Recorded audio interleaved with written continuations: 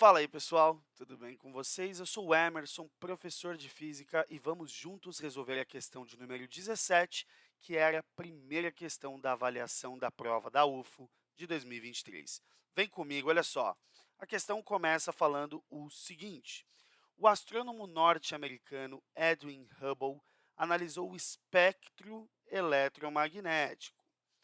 Bom, o espectro eletromagnético, você sabe que é aquela região espectral que nós temos de ondas, né? Então, temos lá raio-x, temos micro-onda, temos infravermelho, radiação visível, tudo bem? É todo aquele espectro ondulatório que nós referenciamos tanto em comprimento de onda quanto em frequência, tá legal? Bom, da radiação ali oriunda das galáxias. Então, ele vai analisar esse espectro de emissão de ondas eletromagnéticas que vem de diversas galáxias, no qual há posições conhecidas por linhas espectrais. Em sua análise, Hubble notou que as linhas estavam deslocadas para o vermelho. Com base no efeito Doppler, é correto concluir que as galáxias estão. Bom, então você estuda normalmente o efeito Doppler naquela parte da análise de acústica, né? Na análise de ondas sonoras. Ele está aplicando o efeito Doppler aqui à radiação eletromagnética, não a ondas mecânicas, como o som. Então, aqui nós temos um efeito chamado de redshift e o outro efeito chamado de blue shift. Então, a gente precisa relacionar o que a gente viu na acústica com o efeito Doppler eletromagnético, beleza? Então, vamos lembrar aqui do que nós vimos lá na nossa parte de acústica, né, na nossa análise conceitual de ondulatória. Eu vou adotar o referencial positivo para a direita e vamos imaginar aqui um veículo como se fosse uma ambulância que vai estar se deslocando aqui a favor do nosso referencial. Então, imaginem aqui uma ambulância, certo? Essa ambulância tem uma sirene aqui em cima. Essa sirene está emitindo ondas sonoras para todas as direções e sentido. Quando eu vou desenhar essas frentes de onda, eu posso pensar numa representação circular, eu acho que é mais fácil de visualizar. Então, imaginem um círculozinho aqui, e aí eu vou já desenhar na forma correta e a gente vai discutindo, tá bom? Então, vamos lá, desenhando aqui as frentes de onda, a gente já discute isso aqui, tá bom? Ó, bom, eu vou acertar só essa daqui, ela ficou um pouquinho errada. Então, aqui, essa daqui mais ou menos aqui, e essa aqui mais ou menos por aqui.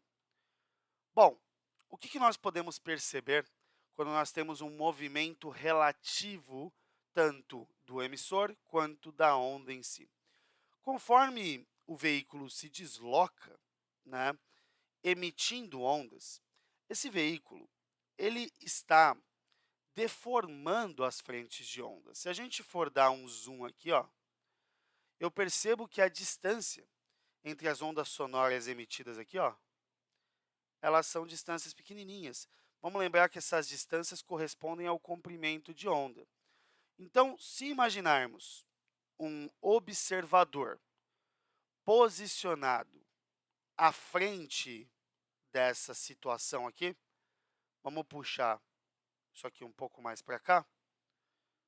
Se imaginarmos um observador posicionado aqui, esse observador, quando ele tem essa fonte se aproximando, ele vai receber frentes de onda muito próximas umas das outras. Então, ele vai receber, no caso de uma onda sonora, numa aproximação, um som de alta frequência. Alta frequência. Já se eu tiver um observador posicionado lá atrás, então vamos esticar um pouquinho isso aqui, ó. Vamos imaginar um observador posicionado aqui atrás ele está vendo as frentes de onda se afastando, ele vai ter ali um contato com uma onda sonora de baixa frequência. Baixa frequência. Portanto, eu sei que quando a fonte sonora está se movendo, nós geramos ali uma frequência percebida pelo observador alta quando se aproxima e uma frequência baixa quando se afasta, né? Podemos até mensurar isso em relação ao quê? Em relação a esse comprimento de onda, né? Veja o tamanho do comprimento de onda percebido pelo observador aqui. Vou chamar isso daqui de B, comprimento de onda B, isso aqui de comprimento de onda A. Veja que quanto maior for o comprimento, mais esticada é a onda, menor é a frequência. Esse é o efeito Doppler, tá? Como que a gente aplica isso no espectro eletromagnético? Lembrando da sequência do espectro, a cor de menor frequência é o vermelho, depois temos o alaranjado, depois nós temos o amarelado, depois temos o verde, depois temos o azul, aí nós teríamos o anil, que seria um mais clarinho, um roxinho mais clarinho, e temos o violeta, é o famoso vavave. Lembrando que nesse espectro visível, as frequências aumentam para cá e os comprimentos de onda eles estão diminuindo, né, com o aumento da frequência. Então, se ele fala que na análise o Hubble notou linhas que estavam deslocadas ali para o vermelho, ó, deslocadas para o vermelho, eu estou percebendo, está chegando até o Hubble uma onda de baixa frequência. Então, significa que ali nós temos um deslocamento de afastamento, certo? Assim como vimos nessa parte aqui da nossa análise. Então, já podemos excluir tanto a C quanto a D. Sendo assim, ficamos entre a A e a B. E aí, o que difere a letra A da letra B? Ele fala na letra A, aqui, ó, nessa parte aqui, ó. Quanto mais lentamente se afastam, né, no caso as galáxias, mais as linhas se deslocam. Ou quanto mais rapidamente. Gente, se eu der um zoom de novo na ambulância aqui, ó, se a ambulância andar mais rápido, essas linhas elas vão ficar o quê? Mais coladinhas umas nas outras, certo? Elas vão ser forçadas a ficar muito mais próximas. Então, eu posso concluir, analisando o problema, que quanto mais rápido essas galáxias se afastam, né, mais essas linhas vão se deslocar.